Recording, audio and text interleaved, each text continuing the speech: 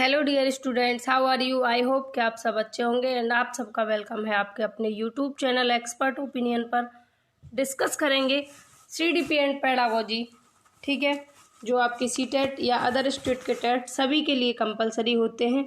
And PDF file की बात करें तो आप हमारे टेलीग्राम चैनल से जुड़ सकते हैं, जिसके लिए आप expert opinion without space expert opinion of you search करेंगे तो आप पहुंच जाएंगे हमारे टेलीग्राम चैनल तक और वहां लगा हुआ लोगो आप देख सकते हैं। यहाँ मिलेंगे आपको सभी सेशन की पीडीएफ फाइल बिल्कुल फ्री, ठीक है।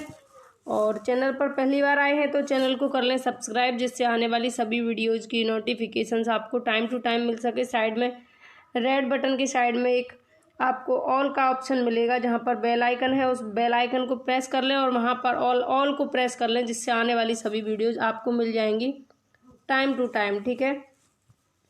बाकी सेशन स्टार्ट करते हैं। क्वेश्चन फर्स्ट है आपकी स्क्रीन पर, कारखाना विषय को पढ़ाने के लिए सबसे उपयोगी विधि कौन सी होगी। कारखाना विषय आपको पढ़ाना है, उसके लिए सबसे उपयोगी विधि कौन सी है, इसके बारे में आपको बात करनी है, ठीक है।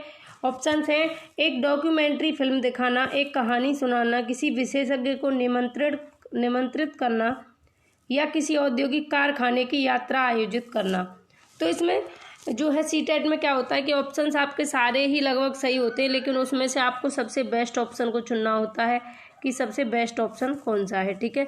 तो आपको यहाँ पर बेस्ट ऑप्शन कौन सा लग रहा है आप लगाएंगे। और सही आंसर की बात करूँ तो सही आंसर है ऑप्शन 4, किसी औद्योगिक कारखाने की यात्रा आयोजित करना। मान लीजिए कि आपको कारखाने, आप एक टीचर हैं, अपने आप को टीचर मान कर रखकर अगर क्वेश्चन को सॉल्व करेंगे तो आपका जो है गलत होने का चांस बहुत कम रहता है, ठीक। तो मान लो आप एक टीचर हैं और आपको बच्चों को क्या कराना है, कारखाने के बारे में जानकारी देनी है, कारखाने होते कैसे हैं, क्या होता है वहाँ पर, इस तरीके की जानकारी आपको देनी है। तो आप क्या करेंगे कि उनको अगर कारखाने पर ले जाकर उनको जो चीज़ें हैं वहाँ उनको प्रत्यक्ष अनुभव कराएं आप, तो क्या होगा कि बच्चे ज़्यादा अच्छे तरीके से सीखेंगे। और सबसे बेस्ट विधि यही होगी कि आप उनको जिस जगह के बारे में, जिस चीज़ के बारे में बताना चाहते हैं, तो उनको क्या है कि बिल्कुल डायरेक्ट उन्हें उन चीज़ों से अवगत कराएंगे तो वो जल्दी सीख जाएंगे। इसलिए यहाँ पर 4 आंसर राइट हो जाएगा, चौथा ऑप्शन बिल्कुल सही हो जाएगा, ठीक है, सबसे ज़्यादा उपयोगी, ठीक। नेक्स्ट क्वेश्चन है आपकी स्क्रीन पर, उच्च प्राथमिक स्तर पर निम्न में से किस विषय को सामाजिक विज्ञान में सम्मिलित नहीं किया गया है। तो ऑप्शंस हैं आपके इतिहास, राजनीति विज्ञान, भूगोल, मनोविज्ञान। तो जो उच्च प्राथमिक स्तर है 6 to 8 से और प्राथमिक से उच्च प्राथमिक की तरफ चलेंगे तो वहाँ पर कौन कौन से विषय आपको देखने को मिलेंगे। प्राथमिक स्तर पर तो आपको इतिहास भी देखने को नहीं मिलता, राजनीति विज्ञान भी नहीं मिलता, भूगोल भी नहीं मिलता, लेकिन बात हो रही है यहाँ पर उच्च प्राथमिक स्तर की। तो उच्च प्राथमिक स्तर पर सामाजिक विषय में, सामाजिक विज्ञान में या सामाजिक विषय विज्ञान में क्या है, आपके इतिहास को भी इंक्लूड किया गया है, राजनीति विज्ञान को भी इंक्लूड किया गया है, भूगोल को भी इंक्लूड किया गया है। लेकिन क्वेश्चन कह रहा है कि किसे नहीं इंक्लूड किया गया है, तो मनोविज्ञान को वहाँ पर इंक्लूड नहीं किया गया है, ठीक है। मनोविज्ञान जैसा सब्जेक्ट को वहाँ पर पढ़ने को देखने को नहीं मिलता है, बाकी इतिहास, राजनीति विज्ञान, भूगोल देखने को मिलते हैं। इसलिए राइट आंसर हो जाएगा ऑप्शन 4 मनोविज्ञान, क्योंकि क्वेश्चन में ही नेगेटिव पूछा गया है। आगे बढ़ते हैं, सेशन को लाइक कर दें, सेशन पसंद आ रहा है तो अपने मित्रों के साथ शेयर करते रहें, जिससे और लोग भी देख सकें और भी इसका फ़ायदा उठा सकें, ठीक है। नेक्स्ट क्वेश्चन है, उच्च प्राथमिक स्तर पर सामाजिक एवं राजनीतिक जीवन पाठ्य पुस्तकों में निम्नलिखित विषयों में से किससे संबंध विषय वस्तु सम्मिलित है। जो उच्च प्राथमिक स्तर हैं उनमें जो है सामाजिक एवं राजनीतिक जीवन की पाठ्य पुस्तक, सामाजिक और राजनीतिक जीवन की पाठ्य पुस्तक जो हैं आपकी, उनमें कौन सा विषय इसमें से सम्मिलित, ठीक है, ठीक, कौन सी विषय वस्तु से संबंधित है। ऑप्शंस की बात करेंगे, ठीक है, ऑप्शंस की बात करेंगे, अंतर्राष्ट्रीय संबंध, मनोवैज्ञानिक संबंध, अर्थशास्त्र या दर्शन शास्त्र। तो आपकी जो है राजनीतिक जीवन की पाठ्य पुस्तकों में निम्नलिखित विषयों में से किससे संबंधित विषय वस्तु है। तो आपकी जो है वो विषय वस्तु किससे संबंधित है, तो विषय वस्तु आपकी मनोविज्ञान से संबंधित है, ठीक है। उच्च प्राथमिक स्तर पर सामाजिक एवं राजनीतिक जीवन की पाठ्य पुस्तक पाठ्य पुस्तकों में निम्नलिखित विषयों में से किससे संबंधित विषय वस्तु सम्मिलित है?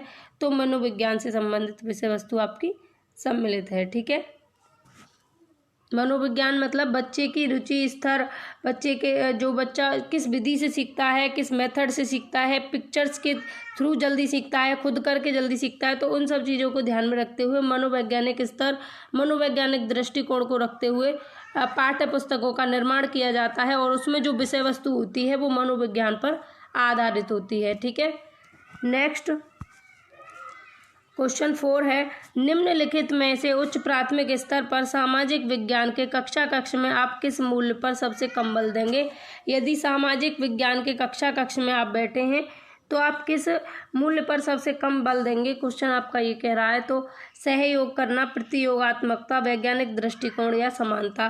तो क्या है आपका सहयोग? यदि आप वैज्ञानिक कक्ष में हैं और वहाँ पर बहुत सारे बच्चे और अपनी एक्टिविटीज़ कर रहे हैं, क्रिया करके सीख रहे हैं, तो आपको सहयोग का ध्यान रखना होगा और फिर सबका सहयोग भी आपको करना है और वो सब लोग भी एक दूसरे का सहयोग करके ही चीज़ों को सीखते हैं।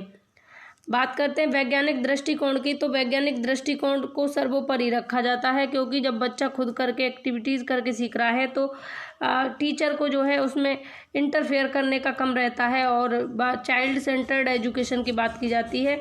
तो वैज्ञानिक दृष्टिकोण को ध्यान में रखना है और समानता की बात की जाए तो सबके साथ समानता को भी ध्यान में रखना है, लेकिन प्रतियोगात्मकता को कम ध्यान दिया जाता है, नज़रअंदाज किया जाता है इस चीज़ को, इस पर कम बल दिया जाता है प्रतियोगात्मकता को। ठीक है, तो सेकंड ऑप्शन सही हो जाएगा। आगे बढ़ते हैं, नेक्स्ट क्वेश्चन है, क्रियाकलाप आधारित प्रश्न सामाजिक विज्ञान के पाठ को, तो क्रियाकलाप आधारित प्रश्न जो हैं वो सामाजिक विज्ञान के पाठ को क्या बनाते हैं? विवादास्पद बनाते हैं, लंबा बनाते हैं, विस्तृत बनाते हैं, आनंदमय बनाते हैं? तो इसका आंसर तो आपको सीधा सीधा दिख रहा है कि जो प्रश्न होते हैं वो सामाजिक विज्ञान के पाठ को आनंदमय बनाते हैं यदि क्रियाकलाप पर आधारित हैं। तो आपने देखा होगा, आप अपने आप पर रखकर इन चीज़ों को सोचेंगे। मान लीजिए कि आप एक अध्यापक हैं और आपको कुछ बच्चों को पढ़ाना है, तो यदि आप उनको ऐसा कोई काम दे देते हैं, ऐसी कोई एक्टिविटी करने को देते हैं जिसमें बच्चा खुद एक्टिव रहे, खुद क्रियाकलाप करे, खुद ही करके सीखे, तो ऐसी चीज़ों में बच्चा क्या है, ज़्यादा इंटरेस्ट फील करता है और चीज़ों को स्थायी रूप से सीखता है, जल्दी सीखता है और उनका जो है ज्ञान वो स्थिर होता है। ठीक है, तो क्रियाकलाप आधारित जो प्रश्न होंगे वो सामाजिक विज्ञान को कैसा बनाएंगे? आनंदमय बनाएंगे। वैसे सामाजिक विज्ञान में बच्चे कम इंटरेस्ट लेते हैं, लेकिन यदि उसको क्रियाकलाप आधारित बना दिया जाए, खुद करने के लिए उन्हें काम दे दिया जाए, तो वो फिर आनंद का महसूस करते हैं और क्लास कक्षा आनंदमय बन जाती है और शिक्षण भी आनंदमय हो जाता है। ठीक, नेक्स्ट क्वेश्चन की बात करते हैं।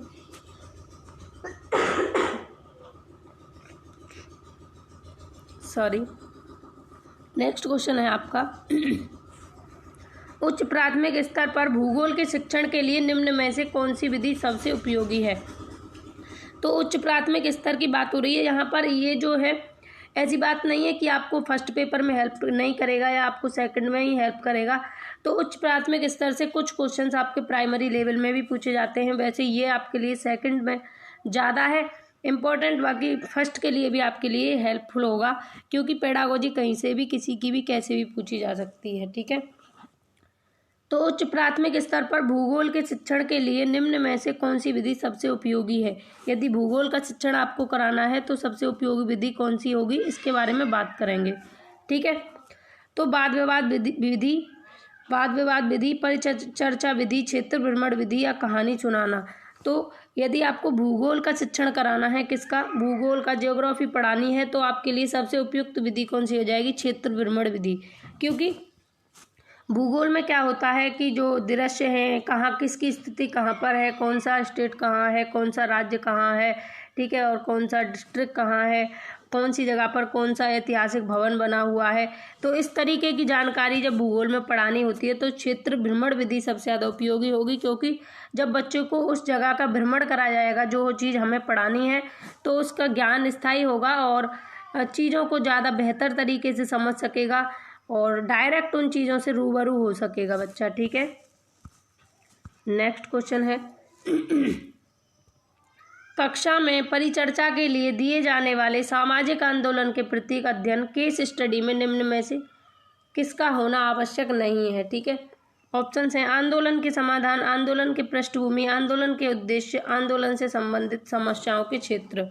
तो क्या होता है, जो केस स्टडी होती है उसमें क्या होता है कि जो आंदोलन है, जो भी हमें दिया गया है टॉपिक, ठीक है ना, तो उसके बारे में उसकी पृष्ठभूमि हमें पता होना चाहिए, ये बहुत ज़रूरी है। और उसका उद्देश्य क्या है ये भी पता होना बहुत ज़रूरी है। उद्देश्य पता नहीं होगा तो फिर किसी भी चीज़ के बारे में रिसर्च करना है, उसके बारे में कोई जानकारी करना, उसका कोई महत्व नहीं है जब तक कि उसका उद्देश्य पता ना हो। ठीक है, बाकी आंदोलन से संबंधित समस्याओं के क्षेत्र, जब हम किसी समस्या को सुलझाने के लिए स्टडी कर रहे हैं, ठीक है, आंदोलन कर रहे हैं, स्टडी कर रहे हैं, तो उसकी समस्याओं के क्षेत्र का पता होना बेहद ज़रूरी है। तो ये तीनों ऑप्शंस क्या हैं, हमारे पॉजिटिव हैं, लेकिन हमसे पूछा है नेगेटिव, तो हमारा फर्स्ट ऑप्शन सही हो जाएगा। फर्स्ट के साथ चले जाएंगे, आंदोलन के समाधान। ठीक है, नेक्स्ट क्वेश्चन की बात करते हैं। इस सेशन में मैंने सिर्फ 10 क्वेश्चन को इंक्लूड किया है, बाकी के और आते रहेंगे आपके लिए प्रैक्टिस पेपर, और डिस्कस करते रहेंगे हम, और प्रीवियस पेपर को भी डिस्कस करेंगे। और यदि आपको मेरा प्रयास अच्छा लग रहा है तो वीडियो को लाइक करें और ज़्यादा से ज़्यादा मित्रों के साथ शेयर करें। ठीक है, आगे बढ़ते हैं और हम आपके लिए निरंतर प्रयास करते हैं, आपके लिए कुछ अच्छा हो सके और आप अच्छे ज़्यादा से ज़्यादा नंबर गेन कर सकें, यही उम्मीद हमारी रहती है और यही विश्वास है हमारा कि आप लेकर भी आएंगे, ऐसी बात नहीं है। ठीक है, क्वेश्चन 8 है, एसएसटी में रचनात्मक मूल्यांकन कब किया जाता है। जब एसएसटी पढ़ा रहे हैं आप तो उसमें क्या है, रचनात्मक मूल्यांकन कब किया जाता है, फॉर्मेटिव एवेल्यूशन कब किया जाता है। ठीक है, सत्र के अंत में, नई इकाई को पढ़ाने से पूर्व, शिक्षण अधिगम प्रक्रिया के दौरान, इकाई के अंत में। तो यदि रचनात्मक मूल्यांकन आप कर रहे हैं तो क्या होगा कि शिक्षण अधिगम प्रक्रिया के दौरान ही आपको ये करना होता है, जब हमारा शिक्षण कार्य चल रहा होता है तभी इस मूल्यांकन को किया जाता है, रचनात्मक मूल्यांकन। और ये क्यों किया जाता है इसके बारे में डिस्कस करते हैं। तो रचनात्मक मूल्यांकन जो होता है वो आपकी अधिगम प्रक्रिया के बीच में ही किया जाता है, उसी के दौरान किया जाता है। और इसमें क्या होता है कि शिक्षण कराते समय शिक्षक ये पता लगाते हैं कि उनके द्वारा जो विधियाँ अपनाई जा रही हैं, जो मेथड है, जो शिक्षण सामग्री है, वो बच्चों के लिए, छात्रों के लिए उपयोगी है या नहीं, उससे छात्र उतना सीख पा रहे हैं जितना कि उन्होंने रखा था अपना टारगेट, अपना जितना वांछित व्यवहार में परिवर्तन करने की उन्होंने उम्मीद के साथ में जिस मेथड को अपनाया, क्या वो मेथड उतना कार्य कर रहा है। तो अपनी विधि, अपने मेथड को जांचने के लिए शिक्षक क्या है, रचनात्मक मूल्यांकन करते हैं, फॉर्मेटिव इवैल्यूएशन करते हैं। ठीक है, नेक्स्ट क्वेश्चन है, सामाजिक विज्ञान में परीक्षा सुधार हॉल में ही एक एनसीएफ आधार पत्र डैश पर बल देता है। तो सामाजिक विज्ञान में परीक्षा सुधार हॉल में ही परीक्षा सुधार पर हाल ही का एनसीएफ है वो किस पर बल देता है। तो परीक्षा के समय बैठने की लचीली व्यवस्था पर, खुली पुस्तक परीक्षा पर, सतत आकलन पर, या परीक्षा निष्पादन पर। तो आंसर क्या होगा आप लगाएंगे, राइट आंसर होगा इसका थर्ड, सतत आकलन पर। थर्ड के साथ चले जाएंगे हम। सामाजिक विज्ञान में परीक्षा सुधार पर हाल ही का एनसीएफ किस पर बल देता है, सतत आकलन पर बल देता है। सतत आकलन का मतलब है कि जब आपका शिक्षण कार्य चल रहा है तभी उसी के दौरान क्या है, आकलन करते रहें चीज़ों का। ठीक है, तो उससे क्या होता है कि जो बच्चे की त्रुटियां हैं या फिर कहाँ से उसे क्या चीज़ समझ नहीं आ रही, कौन सा मेथड समझ नहीं आ रहा, इस चीज़ का साथ के साथ में ही जो है इन चीज़ों का सॉल्यूशन कर दिया जाता है। ठीक है, तो हाल ही का एनसीएफ सतत आकलन पर बल देता है।